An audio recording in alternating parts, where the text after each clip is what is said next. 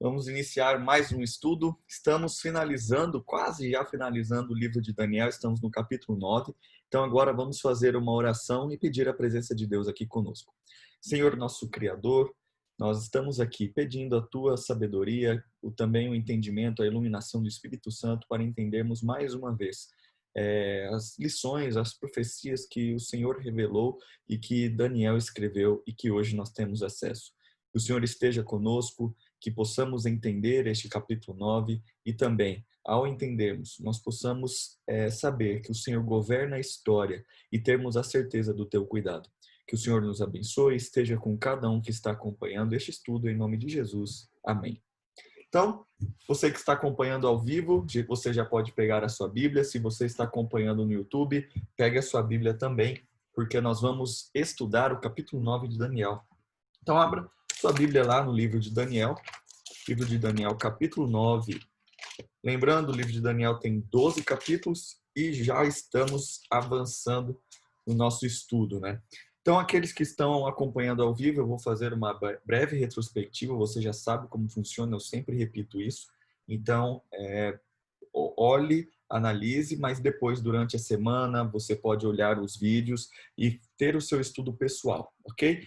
E você que está acompanhando no YouTube, que não pôde acompanhar ao vivo, você pode pausar agora, ler o capítulo 9, faça suas anotações, tente entender e aí você continua o nosso estudo, beleza? Então, o capítulo 9 faz parte da seção que está escrito em hebraico e também faz parte da seção que está em formato de profecia. Então, aqui nós temos uma profecia. Lembrando que no último estudo, nós estudamos ali sobre Daniel capítulo 8, vimos que Jesus está intercedendo no céu por nós e que ele teve um movimento horizontal e que ali tinha um poder do chifre pequeno, que nós vimos que é representado por um poder religioso, por Roma, e aí nós vimos no capítulo 7, no capítulo 8, e aí deu uma data, 2.300 tardes e manhãs, que nós vimos no último estudo, que foi 2.300 anos, e aí nós não sabíamos quando que começou estes 2.300 anos. E aqui no capítulo 9 nós vamos ver. Por isso vou compartilhar a minha tela para que vocês possam ter este entendimento e poderem acompanhar aqui o estudo. Beleza? Então, o título do estudo é da confiança à consolação, da confissão, perdão, à consolação. Então, depois de estudar profundamente as Escrituras, nós vemos ali no início do capítulo 9, nos versos 1 e 2, que Daniel chegou a algumas conclusões. Então, olha o que fala o verso 1. No primeiro ano de Dario, filho de Assuero, da linhagem dos Medos, o qual foi constituído rei dos caldeus, no primeiro ano do seu reinado, eu, Daniel, entendi pelos livros que o número de anos de que falara o Senhor ao profeta Jeremias, que haviam de durar as assolações de Jerusalém era de 70 anos. Ou seja, nós tivemos a profecia do capítulo 8. Se você não lembra, assista o vídeo lá do capítulo 8. Ali, Daniel começou a estudar para saber quando iria iniciar o período de 2.300 anos de opressão, 2.300 anos da profecia, na verdade. E aqui ele começou a estudar e verificou no livro de Jeremias que a desolação, que essa perseguição do povo de Israel deveria durar 70 anos.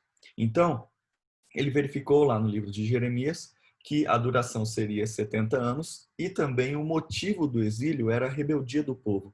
Então, o povo estava exilado.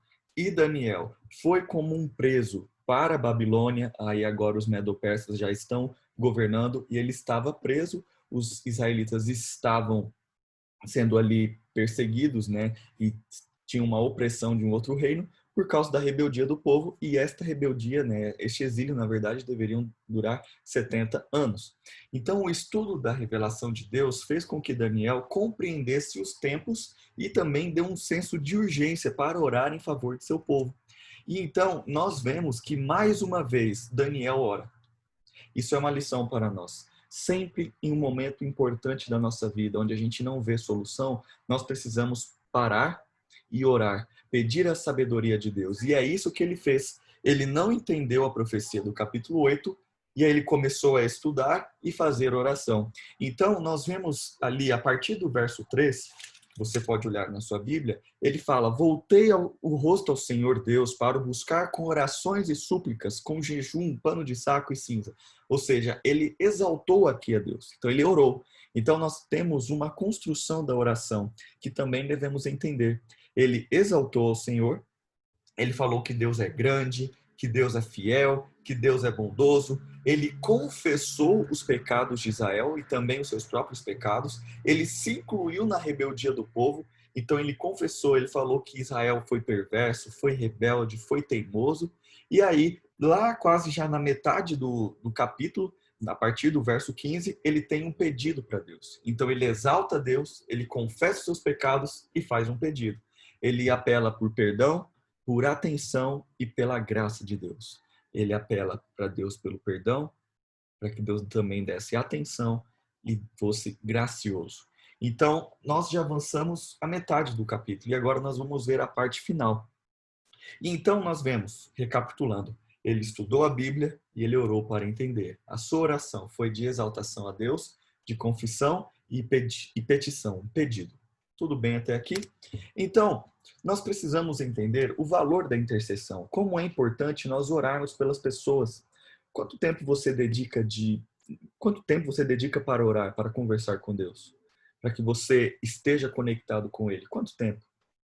Quanto tempo você dedica para orar pelas pessoas, pelos seus familiares? Eu espero que, se for 1 minuto, ok, parabéns. 10, 15 minutos, 1 hora, não sei quanto tempo. Mas se você não tem este costume, comece com 5 minutos. Se for, daí vai aumentando aos poucos.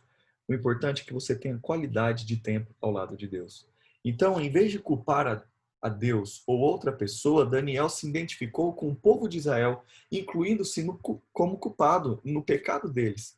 Então, nós vemos que teve a intercessão de Daniel. E nós podemos comparar essa intercessão de Daniel com a intercessão de Jesus pelos seus discípulos. Lá no livro de João, no capítulo 17, Jesus intercede pelos seus discípulos. E Daniel aqui, ele está intercedendo pelos israelitas. Então, o que nós estamos vendo? Que a intercessão é importante. Jesus fez, os profetas da Bíblia fizeram, e também hoje nós devemos interceder, orar pelas pessoas, orar por nós, ter um tempo de oração com Jesus. E por que Daniel orou? Porque os israelitas precisavam de restauração, eles precisavam de misericórdia e precisavam de perdão. Por isso que ele orou. E aí, os discípulos, Jesus orou pelos discípulos e o que eles precisavam? Eles precisavam de proteção, de santificação e de unidade. Eles precisavam ser unidos. Então, nós percebemos exemplos de intercessão aqui na Bíblia. E é isto também que o capítulo 9 está ensinando para nós. Então, ele estudou a Bíblia e ele orou, ele intercedeu. E agora, nós precisamos verificar aqui que existe essa oração de Daniel, ela foi respondida através da descrição da obra do Messias.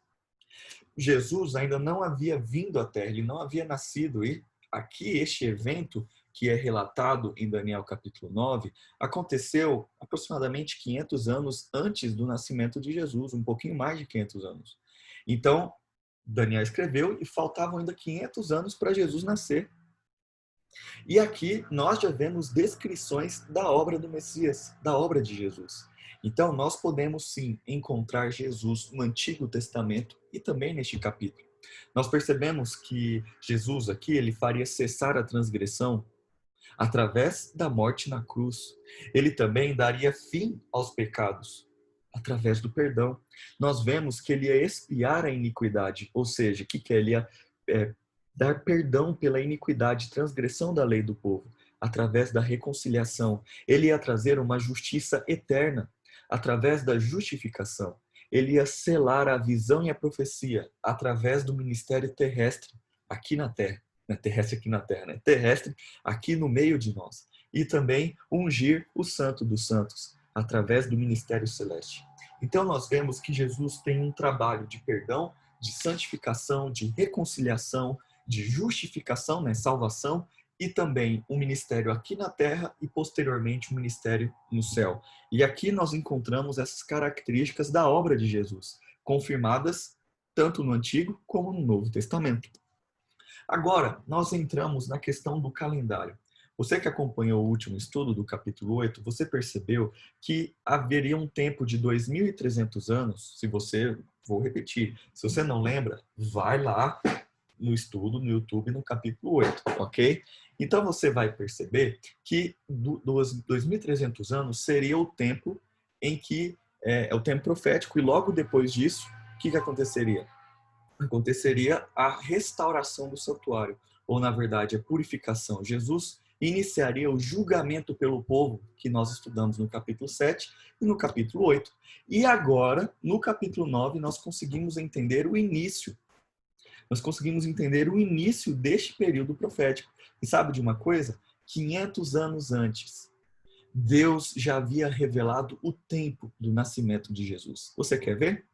Aqui no capítulo 9 foi revelado a Daniel que levaria cerca de 70 semanas proféticas. Aqui, 70 semanas estão determinadas sobre o teu povo. No verso 24, vou repetir. 70 semanas estão determinadas sobre o teu povo e sobre a tua cidade. 70 semanas aqui já entrou na linguagem profética. 70 semanas são 490 anos. Por quê? São 490 dias. Entendeu? Então, se uma semana tem 7 dias, 70 semanas tem 490 dias. E nós vimos em linguagem profética que um dia é igual a um ano. Então, 490 anos. Por que nós entramos aqui? Porque vocês vão verificar o que foi revelado para Daniel. É sobre o tempo do nascimento de Jesus, o tempo da morte de Jesus, e também marca o início daquela profecia dos 2.300 anos. Então, 70 semanas, ou seja, 490 anos estão determinados sobre o teu povo para fazer cessar a transgressão, para dar fim aos pecados, para expiar a iniquidade, para trazer a justiça eterna, para selar a visão e a profecia e para ungir o Santo dos Santos, que é aqui a obra do Messias. Então, ele está querendo mostrar também a obra de Jesus. Ok? Então vamos continuar a leitura a partir ali no verso 25. Sabe e entende. Desde a saída da ordem para restaurar e para edificar Jerusalém. Opa, então o início dessa profecia é quando que começa? Na ordem para restaurar a cidade de Jerusalém. Agora pensa comigo. Jerusalém havia sido destruída pelos babilônicos. Daniel foi levado preso. Ele ficou no período da Babilônia e agora já está no período da Medo-Persa, ok? E aí, depois disso, ele entende que vai vir um decreto para restaurar Jerusalém. Beleza? Então, quando começar este período para a restauração de Jerusalém, o que vai ser?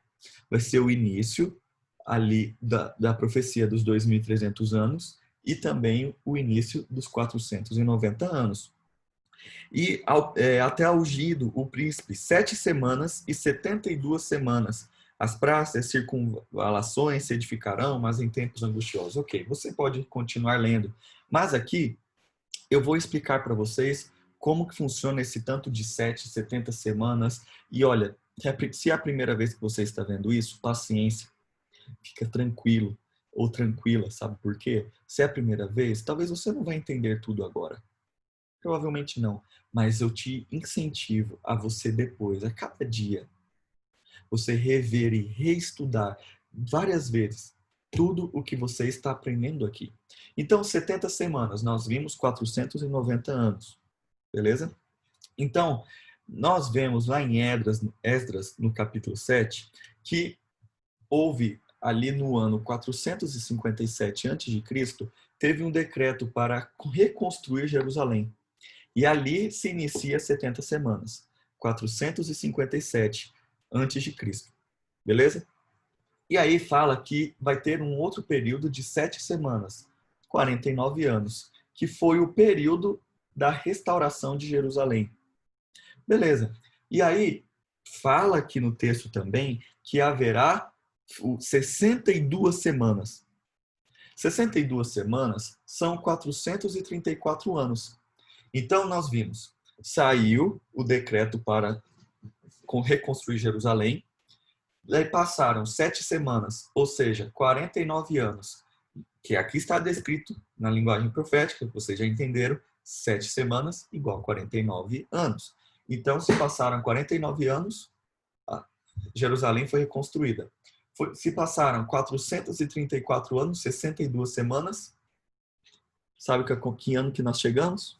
No ano 27 depois de Cristo. Se você colocar na sua calculadora, 457. Na verdade, como ele é 457, 56, 55, né? Antes de Cristo, então você coloca menos 457 mais 434, você vai verificar que vai dar um número abaixo.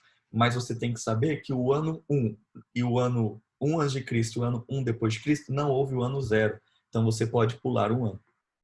Que dá no ano 27 depois de Cristo, que é o batismo de Jesus, o início do ministério do ungido, o início do ministério de Jesus. E aqui fala que na metade da semana aconteceria uma coisa. Metade da semana, uma semana tem 7 dias, a metade da semana são 3 dias e meio. Ou seja, em 3 anos e meio, quanto tempo durou o ministério de Jesus? 3 anos e meio. Olha que maravilha. Aqui, Daniel já estava mostrando, né, foi revelado para ele o nascimento, a data do nascimento de Jesus, a data da morte de Jesus, e aí os outros 3 anos e meio restantes foi quando Estevão morreu. Estevão foi apedrejado e ali acabou o período de graça para todo o povo judeu. E a partir da morte de Estevão, todas as pessoas, os discípulos, poderiam pregar para qualquer pessoa e todas as pessoas poderiam aceitar a Jesus como Salvador. Então essa é a profecia das 70 semanas. Eu repito, estude, olhe, reveja, leia estes versos e vai fazendo os cálculos para que você entenda. Mas o que eu quero mostrar para você que 500 anos antes do nascimento de Jesus já havia sido revelado a data do seu batismo, a data da sua morte, ok? Então nós chegamos até este quadro aqui. Aqui, este quadro está juntando o capítulo 8 e o capítulo 9, ok?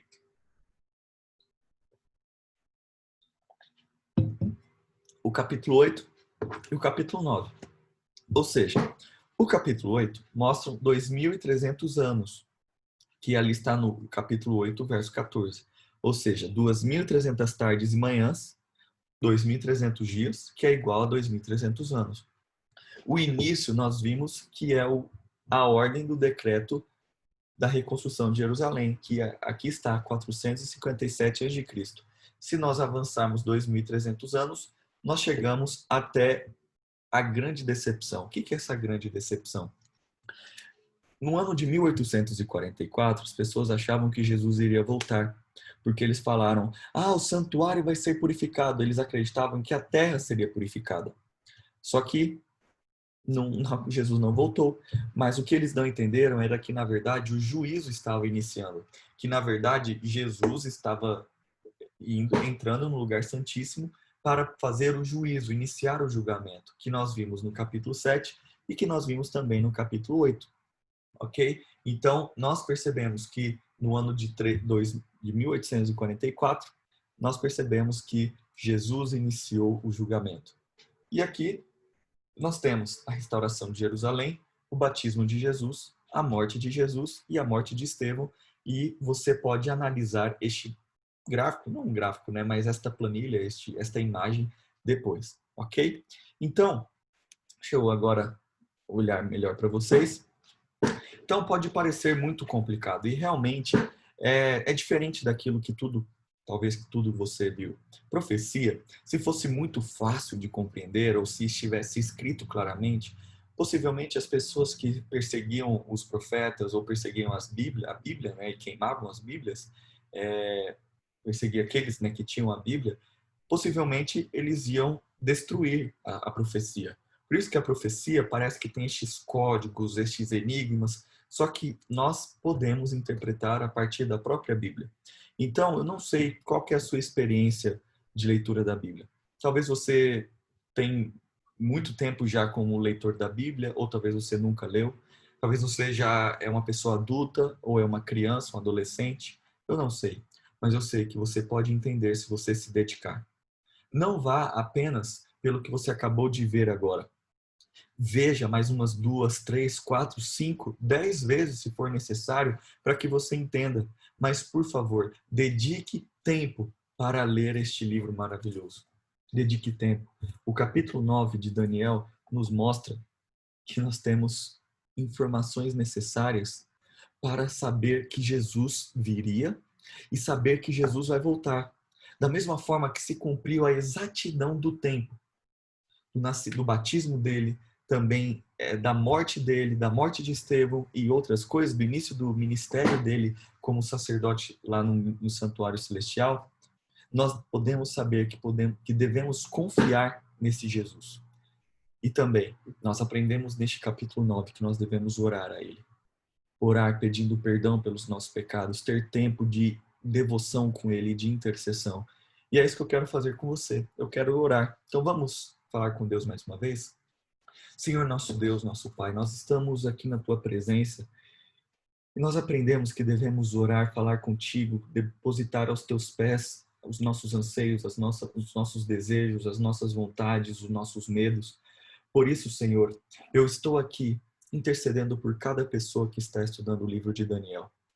Eu não sei se eles compreenderam tudo, o meu trabalho é pregar, é falar, e o Espírito Santo convence, o Espírito Santo mostra e coloca no coração esta mensagem. Por isso, eu oro por cada um que está acompanhando este estudo, que se eles tiverem alguma dúvida, que eles possam encontrar na Bíblia as respostas, que eles também desenvolvam uma comunhão verdadeira contigo e que eles entendam que ao estarem ao teu lado, eles vão ter vida e vida eterna. Que o Senhor abençoe a cada família representada aqui, que o Senhor esteja conosco, né, neste período de pandemia que estamos vivendo, todos os nossos anseios, e que assim possamos estar certos do breve retorno de Jesus. E é no nome dele que eu oro. Amém. Amém. Então, um grande abraço para você e até a próxima.